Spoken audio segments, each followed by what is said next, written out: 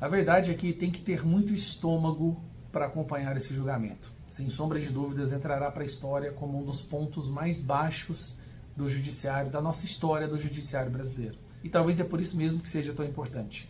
Às vezes é preciso chegar ao fundo do poço para começar a sair do buraco. E o fundo do poço é esse julgamento que está sendo feito, tentando incriminar pessoas inocentes. Um debate que acontece no Brasil há algum tempo é se o sistema judiciário brasileiro é realmente imparcial e busca aplicar a lei e defender a Constituição, ou se transformou em um instrumento político de perseguição da direita e da oposição. Esse debate, depois desse julgamento, não vai existir mais. Está todo mundo convencido, não só a opinião pública, até a imprensa, que batia palmas lá no início para a perseguição, está entendendo que o que está acontecendo não passa de um teatro e a forçação de barra já foi longe demais. Então eu resumi aqui alguns dos pontos principais das falas, das testemunhas e dos réus que merecem ser guardadas. Primeiro, minuta não é documento oficial. Minuta é um esboço de uma possível ideia. Segundo, ninguém leu, ninguém viu essa minuta. A palavra minuta é que tem sido mais repetida durante esse julgamento, mas até agora essa minuta não foi apresentada. Você leu? Eu não li? Ninguém leu. Nem mesmo os réus tiveram acesso a essa tal minuta. E lembrando, ela faz parte da coluna vertebral, é essa minuta inexistente imaginária, e a delação do Mauro Cid, que ontem basicamente inocentou o Bolsonaro. Mauro Cid disse que Bolsonaro só agiria dentro das 4 linhas. Depois teve o áudio do Mauro Cid dizendo que o Bolsonaro não ia fazer nada mesmo sob pressão. Então, já deveria ser o bastante para anular tudo. Terceiro, Bolsonaro não assinou nenhum decreto, nenhum documento. Então, as provas de inocência estão se amontoando. E é que nem o Bolsonaro disse, né? Hoje, uma pessoa de direito ela tem que provar a inocência. Não é o Ministério Público ou o Judiciário que tem que provar que é culpado. Nós já somos todos culpados de início. E somos obrigados a provar a nossa inocência. Então vamos lá. Almirante Garnier diz que Felipe Martins não estava na tal reunião onde os considerandos foram lidos. E quem leu e quem preparou os considerandos foi Mauro Cid. Almirante Garnier diz que em momento nenhum disse que as tropas estavam à disposição, como foi repetidamente veiculado. Não foi dada a voz de prisão de um general para Bolsonaro, como foi veiculado. O próprio general disse isso e outra testemunha, que é o Almirante Garnier, também disse isso agora. Anderson Torres foi preso porque, dizendo o Alexandre de Moraes, ele participou do conluio do 8 de janeiro, sendo que ele estava viajando, estava de férias, e o mais importante que foi mencionado hoje pelo próprio Anderson Torres. A Secretaria de Segurança Pública do DF não tem autoridade na Polícia Militar. Eles não têm a capacidade de determinar o que a Polícia Militar pode ou não pode fazer. Então ele está isento de qualquer culpabilidade sobre o que aconteceu no 8 de janeiro. Outro ponto que chamou a atenção. Ramagem provou por A mais B que a Polícia Federal e o relatório da Polícia Federal induziu Gonê e Alexandre de Moraes ao erro. Quando Ramagem falou certas coisas sobre as urnas, ele estava usando uma fala do plenário do STF. Então eles estavam tentando falar que o que o Ramagem fez foi criminoso, sendo que o Ramagem apenas repetiu entre a ipsis literis uma fala do plenário do STF. E agora vamos lá, o que eles estão tentando acusar Bolsonaro? Até agora, Bolsonaro é culpado de pedir uma fiscalização mais aprofundada das urnas, é culpado, absolutamente zero culpa do 8 de janeiro, inclusive até a imprensa está admitindo que não há vínculo algum, eles não conseguiram mostrar sobre Bolsonaro e os atos de vandalismo do 8 de janeiro, que é uma das pontos principais, porque de acordo com a narrativa e com a argumentação do Alexandre de Moraes, tudo o que aconteceu foi uma preparação para o 8 de janeiro. E Bolsonaro é culpado de agir sempre dentro das 4 linhas, como o próprio Mauro Cid, o delator principal. Esse sim é o nervo de tudo.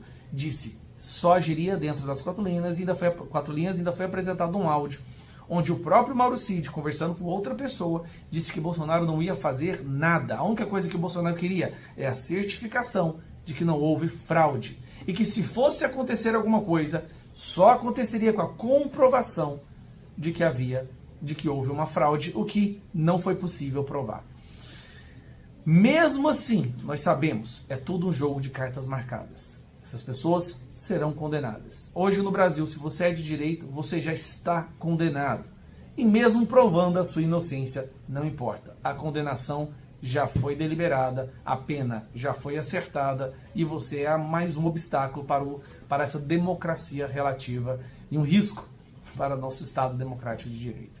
Então, resumindo,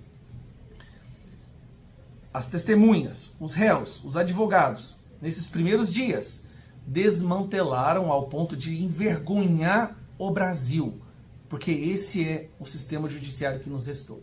Décadas de um judiciário que foi sendo ocupado por indicações da esquerda, indicações de presidentes corruptos, indicações de pessoas corruptas, se corrompeu também o próprio judiciário, que pode ser qualquer coisa menos justo. Senhor Luiz Fux, senhor Paulo Gonet, eu fiquei 2 anos como vereador e 28 como parlamentar. A minha retórica sempre foi parecida com isso. Vamos lá. A questão da desconfiança, suspeição ou crítica às urnas não é algo privativo meu. Eu poderia citar vários nomes, citaria apenas alguns aqui. O senhor Flávio Dino, em 2012, quando ele perdeu a eleição, ou 2010, quando ele perdeu a eleição para o governo do Maranhão.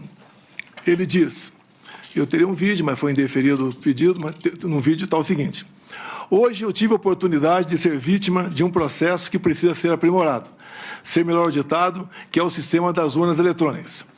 E depois, o senhor acredita que houve fraude? Houve várias modalidades. Palavra do senhor Flávio Dino.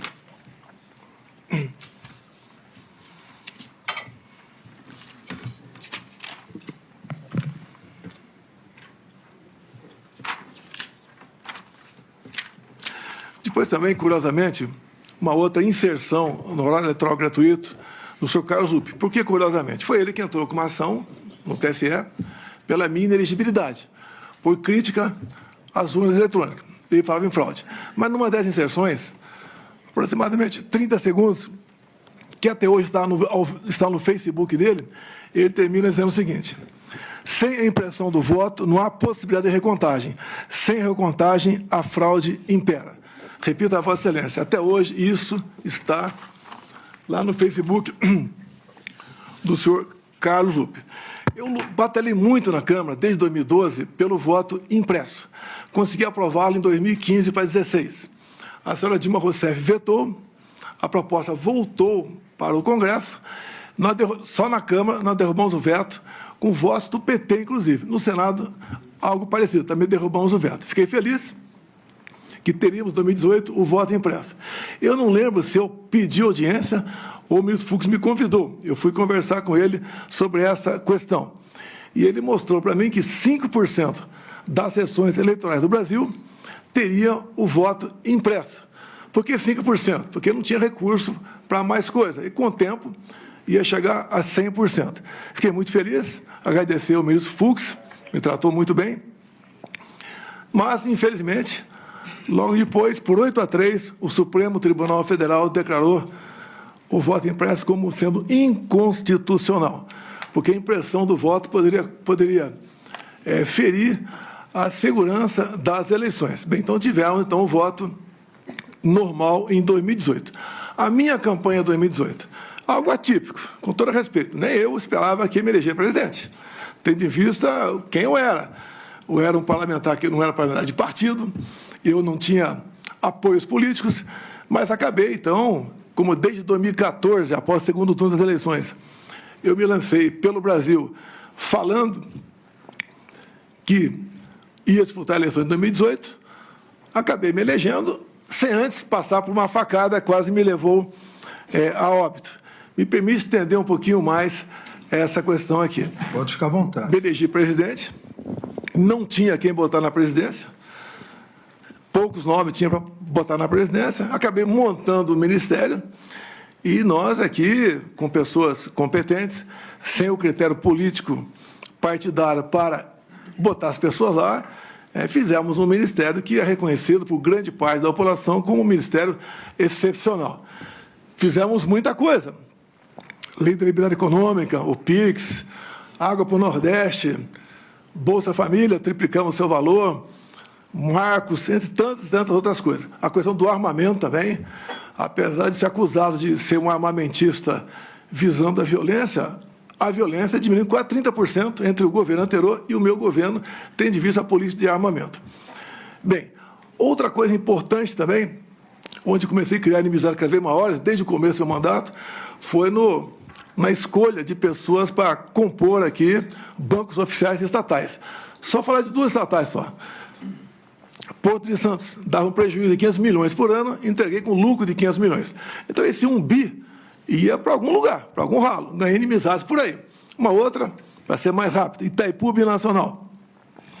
Chegamos lá, botei o senhor Silvio Luna como presidente da estatal, e ao longo de 4 anos, nós reduzimos a tarifa em dólar de 45%, e uma empresa que era conhecida apenas por gerar energia, o que ela fez a mais? Fez a segunda ponte com o Paraguai, uma ponte com 170 metros de vão. Começamos a fazer a segunda ponte de Porto Mutinho. Alongamos em 600 metros o aeroporto de Foz do Iguaçu. Mais ainda, atendemos com pequenas obras de infraestrutura mais de 50 municípios no entorno da bacia.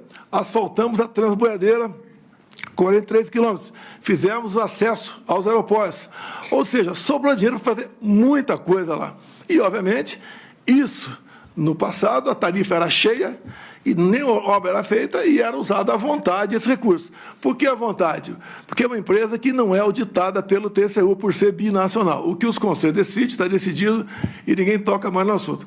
Então, quando a gente começa a tapar os ralos da corrupção, aparece uma enormidade de pessoas que vão contra a gente. Eu não cortei recursos para a imprensa por ser malvado. É que eu fui o único presidente, senhor ministro, o único que tinha um teto de gasto pela frente. Eu não podia gastar mais do que aquilo, diferentemente do que acontece agora, do que acontecia antes de mim. Ganhei também, então, uma antipatia enorme da imprensa contra a minha pessoa. E também a questão das pautas dos costumes, né? Eu sou católico, minha esposa é evangélica, e eu sempre preservei a família e a inocência de criança em sala de aula. Mais um foco de atenção contra a gente.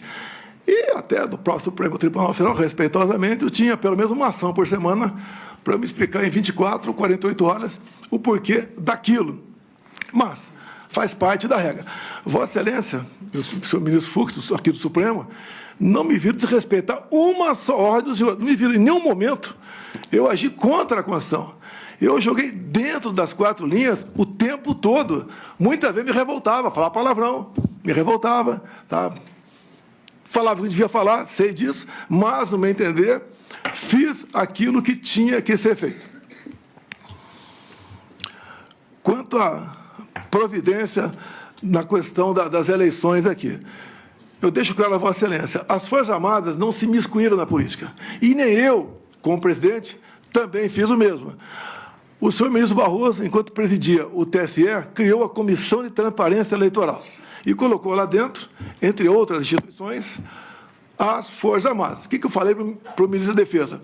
Já que colocaram a gente aqui, vamos fazer o melhor possível para nós auxiliarmos o TSE para que a eleição seja mais clara e transparente possível. No tocante àquela reunião de julho, onde alguns falam que reunião do golpe com 20 plaquinhas na frente das pessoas, mas 40 pessoas assistiam. Vossa Excelência falou ali que dos 70%. Coincidência, talvez, ministro? Eu complementei. Vão aparecer 49. Apenas uma coincidência. Não tinha prova de nada no tocante. Isso aí, um desabafo meu, com toda certeza. Dúvida sobre eleições. Aqui eu tenho um documento aqui da Associação Nacional dos Peritos Criminais Federais. Diz logo na entrada aqui. As fragilidades das urnas eletrônicas sem o voto impresso. E mais na frente, também, a Associação Nacional dos Peritos Criminais diz: fraude sistêmica facilitada, consenso científico, todo sistema eletrônico / computacional possui vulnerabilidades. Então, basicamente, senhor ministro, a minha retórica me levava a falar dessa maneira. Essa reunião não era para ter sido gravada, algo reservado. Como em tudo quanto é local, se faz reunião reservada. Alguém gravou, do meu entender, de má fé. e ela tornou-se pública. Eu não estaria explicando essa questão aqui agora. Essa foi a minha retórica, que usei muito enquanto deputado e depois como presidente, também buscando aí o voto impresso como uma forma a mais de termos mais uma barreira, né, para evitar qualquer possibilidade de se alterar o resultado de umas eleições. Eu gostaria de complementar aqui, sempre lembrando ao ex-presidente Bolsonaro